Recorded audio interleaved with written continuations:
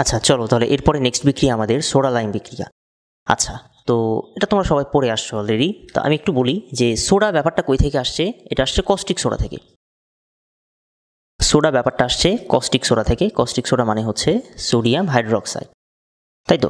আর lime ব্যাপারটা আসছে quick lime থেকে, ঠিক আছে। লাইম ব্যাপারটা আসছে কুইক লাইম থেকে। কুইক লাইম মানে কোনটা? এটা হচ্ছে ক্যালসিয়াম অক্সাইড, ঠিক আছে। কুইক লাইম হচ্ছে ক্যালসিয়াম অক্সাইড আর কস্টিক সোডা হচ্ছে সোডিয়াম হাইড্রোক্সাইড। তাহলে সোডা লাইম কি হবে? হ্যাঁ, সোডা লাইম হচ্ছে এই দুইটার মিশ্রণ, সোডিয়াম হাইড্রোক্সাইড প্লাস হচ্ছে ক্যালসিয়াম অক্সাইড আর কি, এই দুটাকে একত্রে কি বলে? সোডা লাইম, ঠিক আছে। একটা নির্দিষ্ট অনুপাতে এদেরকে মিক্সড আপ করা হয়, মানে সেটাই হয় সোডা লাইম। যাই হোক, আমাদের অনুপাত দরকার নেই, তোমরা একটু বই থেকে দেখে নিও যে কোনটা কত অনুপাতে মিক্সড আপ করা হয়, এটা বইয়ে আছে তোমাদের, দেখো। আচ্ছা, এখন এই সোডা লাইম বিক্রিয়ায় কি হয়? আচ্ছা, তার আগে আরেকটা কথা বলি, খুবই ইম্পর্টেন্ট কথা, সেটা হলো এই বিক্রিয়ায় এক কার্বন কমে যায়। এই বিক্রিয়ায় এক কার্বন কমের অ্যালকেন তৈরি হয়। এক কার্বন কমের অ্যালকেন তৈরি হয়। কথাগুলো ইনফর্মাল হলেও তোমরা লিখে নাও, কারণ পরবর্তীতে কাজে লাগে। তোমরা হয়তো জানো, তাও লিখে নাও। আচ্ছা, তাহলে কি বললাম? যে সোডা লাইম বিক্রিয়ায় এক কার্বন কমের অ্যালকেন তৈরি হয়, ঠিক আছে।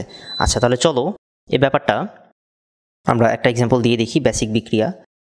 আচ্ছা, বেসিক রিয়াকশনে বাম পাশে থাকবে একটা সোডিয়াম কার্বক্সিলেট লবণ, আর এটার আমরা এখানে আচ্ছা তার আগে আরেকটা কথা বলতে ভুলে গেছি। সোডা লাইমের মাঝে এই যে সোডিয়াম হাইড্রোক্সাইড, এই পার্টটা হচ্ছে বিক্রিয়ক, এটা বিক্রিয়ায় অংশ নেয়, ঠিক আছে। আর ক্যালসিয়াম অক্সাইড এই পার্টটা হচ্ছে প্রভাবক, এটা নর্মালি মানে বিক্রিয়ায় সক্রিয়ভাবে অংশগ্রহণ করে না। ক্যালসিয়াম অক্সাইডটা বিক্রিয়ায় সক্রিয়ভাবে অংশগ্রহণ করে না। আচ্ছা, তাহলে এবার আসো, এই জায়গায় বিক্রিয়ক যেহেতু সোডিয়াম হাইড্রোক্সাইড, এটাকে আমরা মাঝখানে লিখলাম, আর এই যে তীর চিহ্নের উপরে ক্যালসিয়াম অক্সাইড লিখলাম, ঠিক আছে। আর মোস্ট ইম্পর্ট্যান্ট একটা কথা বলে দিই, এই বিক্রিয়া যদি তুমি টেম্পারেচার না দাও, এই বিক্রিয়াটা হবেই না, ঠিক আছে। কিছুটা হলেও টেম্পারেচার দেওয়া লাগবে। এটা মোটামুটি কত? অলমোস্ট হচ্ছে 100 ডিগ্রি সেলসিয়াস বা তার চাইতে বেশি, 100 থেকে 200 এর মাঝেই মোটামুটি, ঠিক আছে।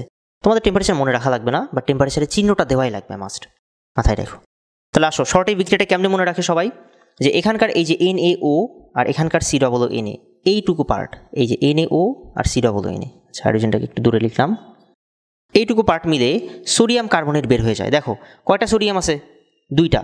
তাহলে Na2 কয়টা কার্বন? এই যে একটা কার্বন। আর অক্সিজেন কয়টা? 1 2 3টা, এই যে 3টা অক্সিজেন, Na2CO3। সোডিয়াম কার্বনেট এইটুকু অংশ থেকে বের হয়ে যায়। বাকি থাকলো কি? এখানকার এই যে R আর এখানকার H, এই দুইটা মিলে একটা অ্যালকেন বানায়, RH, এটা মিলেই অ্যালকেন তৈরি হয়।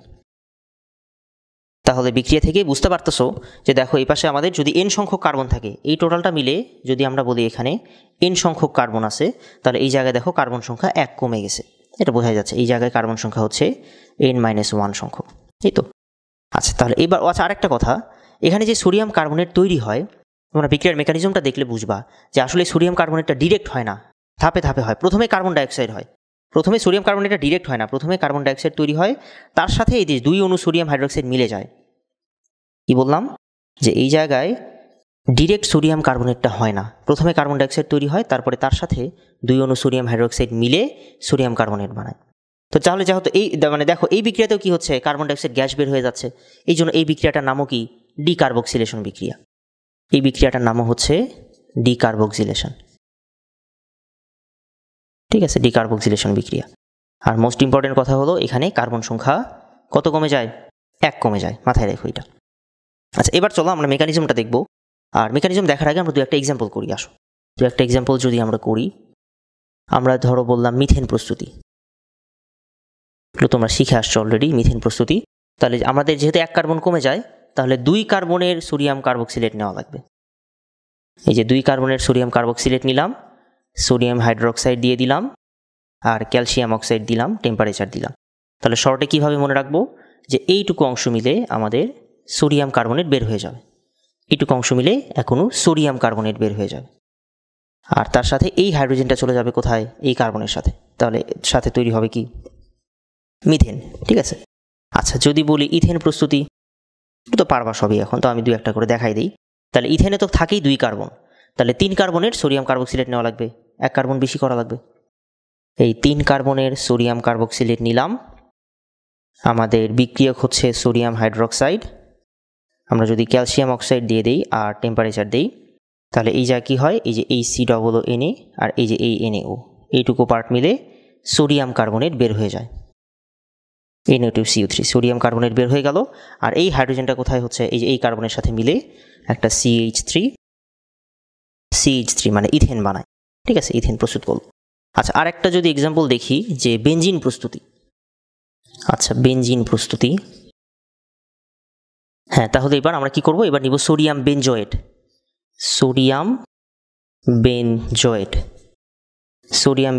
তার সাথে সোডিয়াম হাইড্রোক্সাইড, এই জায়গায় থাকবে ক্যালসিয়াম অক্সাইড সাথে টেম্পারেচার। আচ্ছা, তাহলে কি হয়, এই যে এই COO আর এখানকার NaO এইটুকু মিলে এখনও সোডিয়াম কার্বনেট বের হয়ে যায়, Na2CO3 বের হয়ে যায়।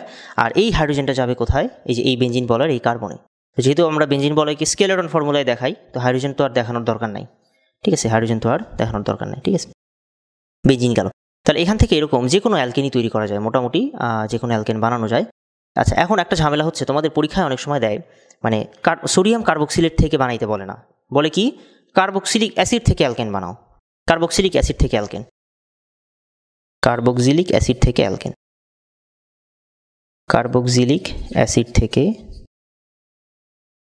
অ্যালকেন,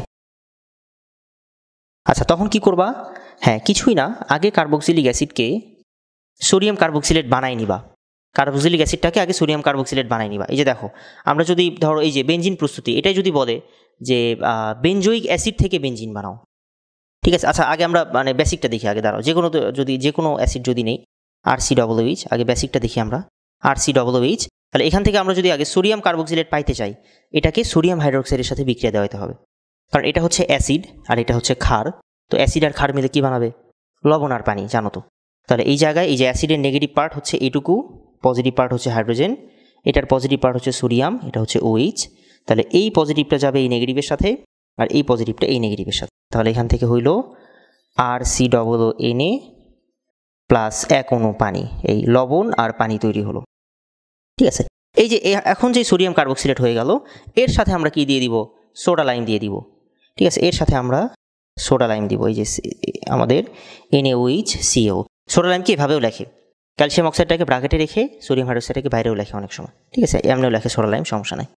তাহলে এই যে টেম্পারেচার যদি দিয়ে দিই, তাহলে আমরা জানি যে এইটুকু পার্ট আর এখানকার এই যে NaO এই পার্ট মিলে এখনও সোডিয়াম কার্বনেট বের হয়ে যাবে, আর সাথে থাকবে RH, ঠিক আছে।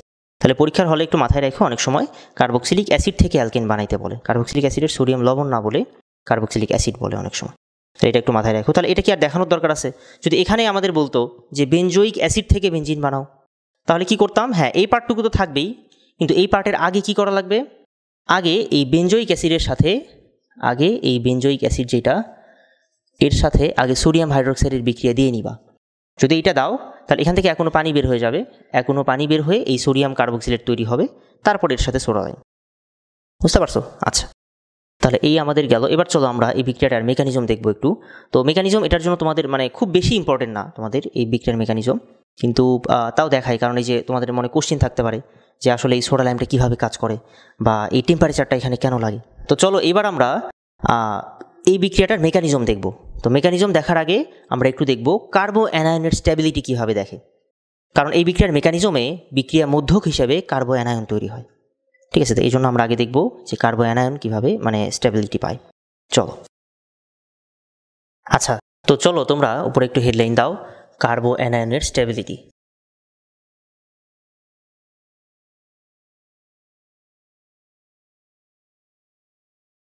আচ্ছা, এটা কি জিনিস? কার্বো অ্যানায়ন কি জিনিস তোমরা তো জানোই, যে যখনই কার্বনের উপরে নেগেটিভ চার্জ থাকে, ঠিক আছে, এটার সংজ্ঞা হচ্ছে ঋণাত্মক চার্জযুক্ত কার্বন পরমাণু সম্বলিত জৈব আয়ন, এটাই হচ্ছে কার্বো অ্যানায়ন। কি বললাম? ঋণাত্মক চার্জযুক্ত কার্বন পরমাণু সম্বলিত জৈব আয়ন, এটাই হচ্ছে কার্বো অ্যানায়ন। আর যদি সহজে মনে রাখতে চাও তাহলে কি মনে রাখবা, যে হ্যাঁ, কার্বনের উপরে কি থাকে, কার্বনের উপরে নেগেটিভ চার্জ, কার্বনের উপরে যদি নেগেটিভ চার্জ থাকে তখন আমাদের এটা কি হয়ে যাবে, কার্বো অ্যানায়ন হবে। আচ্ছা, তাহলে এখন কার্বো অ্যানায়ন অনেক রকম আছে, যেমন আমি যদি দুই একটা এক্সাম্পল দিই, ধরো আমি বললাম যে CH3 CH2-, তা এটার নাম কি হবে, নামকরণ কিভাবে করে, এই নেগেটিভ চার্জটাকে বাদ দিয়ে তুমি যদি এখান থেকে একটা তুমি যদি এই নেগেটিভ চার্জ বাদ দিয়ে এখান থেকে একটা হাত বের করে দিতা, তাহলে এই মূলকের নাম কি হতো, ইথাইল মূলক, তাই তো। তো এই ইথাইল মূলক না বলে এখন কি বলবা, যেহেতু এটা নাই, হাতটা না থেকে এখানে নেগেটিভ চার্জ আছে, এটার নাম বলবা ইথাইল কার্বন আয়ন। ঠিক আছে, আগে বলতা ইথাইল মূলক, এখন বলবা ইথাইল কার্বন আয়ন। ঠিক আছে, ইথাইল কার্বন আয়ন। যদি এরকম থাকে CH3CH এটার উপরে নেগেটিভ চার্জ, তাহলে এটার নাম কি বলবা? হ্যাঁ, তোমরা জানো কিনা জানি না, এই মূলকটার কি নাম? এই যে CH3 এই মূলকটার নাম হচ্ছে আইসোপ্রোপাইল মূলক। আইসোপ্রোপাইল মূলক। তো আইসোপ্রোপাইল মূলকে যেহেতু কার্বনের উপরে নেগেটিভ আছে, এই জন্য নাম কি হবে? Isopropyl carbon ion. Isopropyl carbon ion. ঠিক আছে, একইভাবে সিমিলারলি যদি বলি এরকম CH3 এর উপরে নেগেটিভ, তাহলে এটার নাম কি হবে? হ্যাঁ, এই মূলকের নামটা কি আগে এটা বলো। মূলকের নাম হচ্ছে নিও বিউটাইল মূলক। ঠিক আছে, মূলকটার নাম হচ্ছে নিও বিউটাইল মূলক। আচ্ছা, আইসো আর নিও চেনার আমি সহজ একটা ওয়ে বলি। আইসো মানে হচ্ছে 2 মিথাইল। আইসো মানে হচ্ছে 2 মিথাইল, অথবা আরেকভাবে চেনা যায় যদি মূলকের শেষে এই চিহ্ন থাকে, এরকম থাকে। ঠিক আছে, এখানে একটা কার্বন, এখানে একটা কার্বন, এখানে একটা কার্বন, যদি মূলকের শেষে এই অবস্থা হয় তাহলে সেটার নাম হচ্ছে আইসো। অথবা আরও সহজভাবে চেনার উপায় হচ্ছে আইসো মানে 2 মিথাইল। আর যদি বলি নিও মানে হচ্ছে 2,2 ডাইমিথাইল। নিও মানে হচ্ছে 2,2 ডাইমিথাইল। অথবা যদি এমনি তুমি দেখে চিনতে চাও তাহলে লাস্টে এই জিনিস থাকবে, লাস্টে এমন থাকবে, এখানে একটা কার্বন, এখানে একটা কার্বন, এখানে একটা কার্বন, এই জায়গায় একটা কার্বন। দেখো এই যে এটার নাম নিও কেন বলতেছি, কারণ এই যে দেখো, তুমি যদি এটা নামকরণ করতে চাইতা CH3 কার্বন উপরে CH3 এই, দেখো আমি যদি এটা নামকরণ করতে চাই তাহলে এই পাশ থেকে আসো, যে এটা হচ্ছে 1, এটা যদি বলি 2, তাহলে দেখো 2 এ কিন্তু কি আছে, 2টা মিথাইল আছে, এই যে 2,2 ডাইমিথাইল।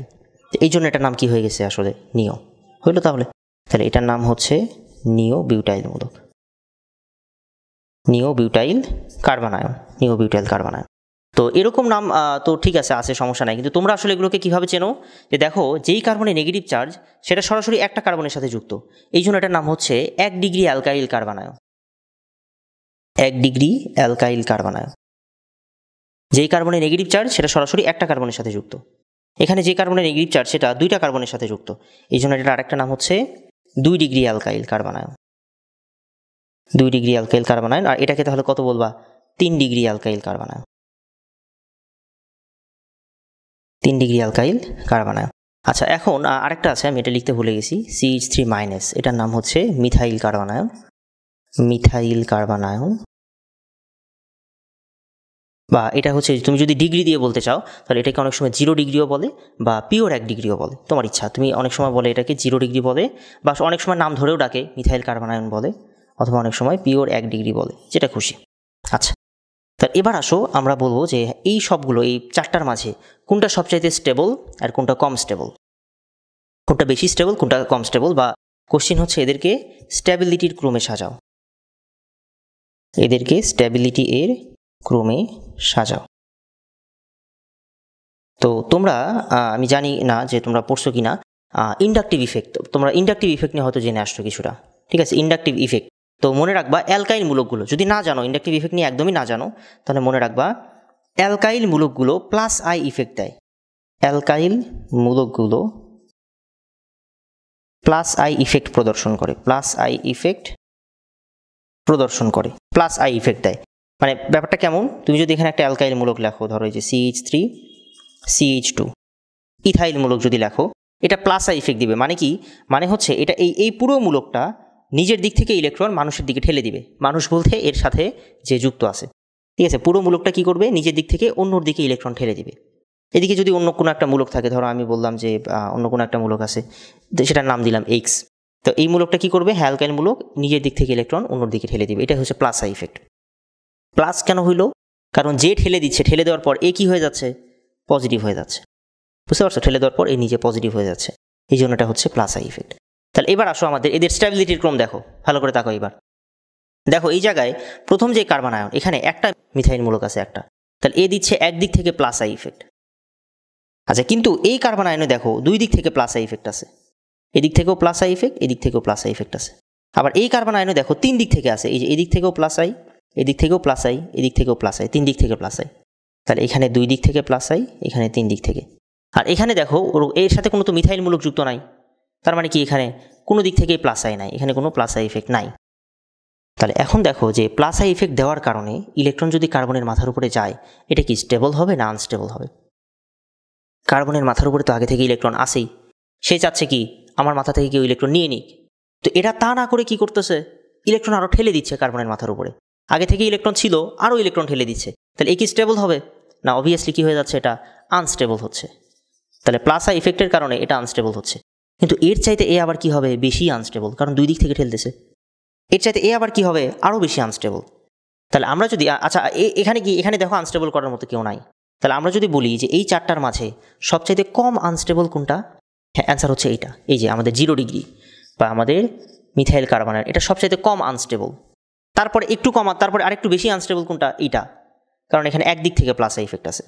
তাহলে এরপরে হচ্ছে আমাদের 1 ডিগ্রি, তারপরে কোনটা আসবে 2 ডিগ্রি, তারপরে আসবে কোনটা 3 ডিগ্রি। তাহলে বুঝতে পারছো এটাই হচ্ছে আমাদের কার্বন আয়নের স্ট্যাবিলিটির ক্রম, স্ট্যাবিলিটি এর ক্রম। এই স্ট্যাবিলিটির ক্রমটা আমাদের এই সোডা লাইম বিক্রিয়ায় দরকার। কেন দরকার সেটা পরে বুঝবা। তাহলে এটা একটু মাথায় রাখো যে কার্বন আয়নের ক্ষেত্রে স্ট্যাবিলিটির ক্রম হচ্ছে সবার আগে মিথাইল কার্বন আয়ন, তারপরে 1 ডিগ্রি, 2 ডিগ্রি, তারপরে 3 ডিগ্রি, ঠিক আছে? আচ্ছা, তাহলে এবার চলো আমরা সোডা লাইম বিক্রিয়ার মেকানিজমটা দেখি। আচ্ছা, তাহলে এবার সোডা লাইম বিক্রিয়ার মেকানিজম।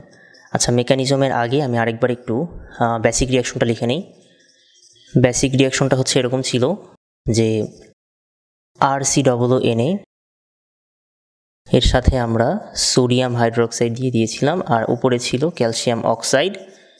হ্যাঁ, কি হতো, জাস্ট এই ONA আর এখানকার এই বললাম, এখান থেকে এই COONA আর এখান থেকে এই ONA, এইটুকু মিলে সোডিয়াম কার্বনেট বের হয়ে যেত, আর সাথে থাকতো RH, একটা অ্যালকেন তৈরি হতো। আচ্ছা, এবার এসো মেকানিজমে এসো। মেকানিজমের প্রথম ধাপে এই যে আমাদের RCOONA, মনে রাখবা এই বিক্রিয়ায় অল্প হইলেও পানি থাকে, কিছু হইলেও খুব অল্প পরিমাণ হইলেও পানি বিদ্যমান থাকে। তো পানির মধ্যে যদি এই সোডিয়াম কার্বক্সিলেট থাকে তাহলে অবভিয়াসলি এটা বিয়োজিত হয়ে যাবে।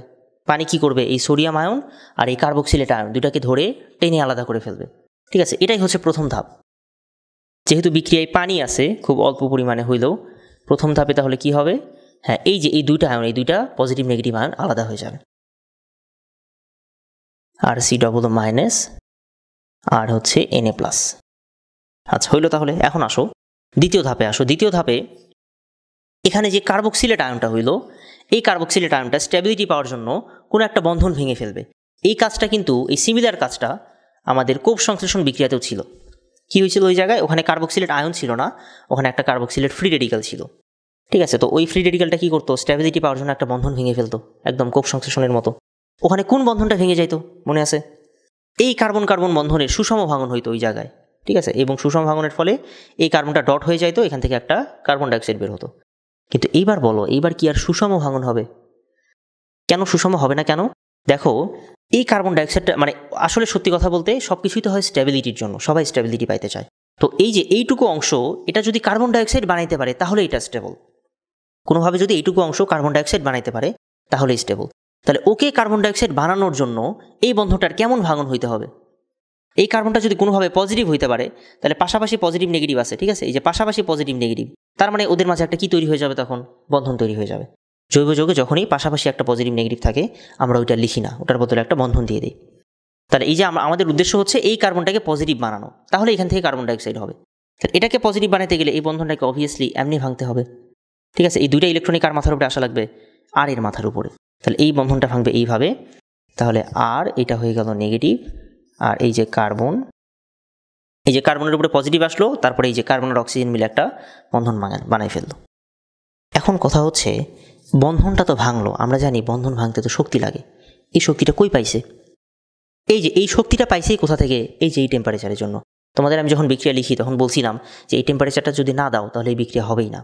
এই যে টেম্পারেচারের কারণটা বুঝতে পারতেছো, যদি তুমি এখানে এই যে এই টেম্পারেচারটা না দাও তাহলে এই বন্ধনটা ভাঙবে কই থেকে? বন্ধন ভাঙার জন্য তো শক্তি দরকার, ঠিক আছে? তাহলে এই গেল আমাদের এই যে দ্বিতীয় ধাপ। এবং মনে রাখা লাগবে এই জায়গায় এই দ্বিতীয় ধাপটাই হচ্ছে মানে স্লোয়েস্ট স্টেপ, এটাই হচ্ছে সবচাইতে ধীর গতি সম্পন্ন ধাপ। মোট 4টা ধাপ আছে, 4টার মাঝে দ্বিতীয়টাই হচ্ছে সবচাইতে স্লো, এই জন্য এটার আরেকটা নাম হচ্ছে বেগ নির্ধারণী ধাপ। বেগ নির্ধারণী ধাপ তোমরা যদি চতুর্থ অধ্যায়ে পড়ে থাকো তাহলে কিছুটা বুঝবা যে একটা বিক্রিয়া যখন অনেকগুলো ধাপে হয় তখন তার মাঝে যেই ধাপটা সবচাইতে স্লো সেটাকে বলে বেগ নির্ধারণী ধাপ, বা ইংলিশে বলে rate determining step, RDS, rate determining step. তো এটাই হচ্ছে সেই রেট ডিটারমাইনিং স্টেপ। এবং দেখো তাহলে এখানে বিক্রিয়া মধ্যক হিসেবে কি তৈরি হচ্ছে? কার্বো অ্যানায়ন বা কার্বন আয়ন। তাহলে এই কথাগুলো যেন তোমার খাতায় থাকে, যে তুমি যদি এই পুরো মেকানিজমটা নাও বোঝো, তোমার এই কথাটা মাথায় রাখা লাগবে যে সোডা লাইম বিক্রিয়ায় বিক্রিয়া মধ্যক হিসেবে কার্বন আয়ন তৈরি হয়, কার্বন আয়ন তৈরি হয়। আচ্ছা গেল। বাকি দুটো স্টেপ এতটা ইম্পর্টেন্ট আমাদের জন্য না, তো যেহেতু আমরা বিক্রিয়া লিখতেছি কমপ্লিট করে দিই। এই যে আর মাইনাস, এরপরে কি হবে? এই আর মাইনাস, ওই যে বলছিলাম কিছু পরিমাণে পানি আছে এই যৌগের মাঝে, মানে দ্রবণের মাঝে, এই বিক্রিয়াতে কিছু পরিমাণ পানি লাগে। ওই পানি থেকে একটা হাইড্রোজেন আয়ন নিয়ে নিবে এই আর।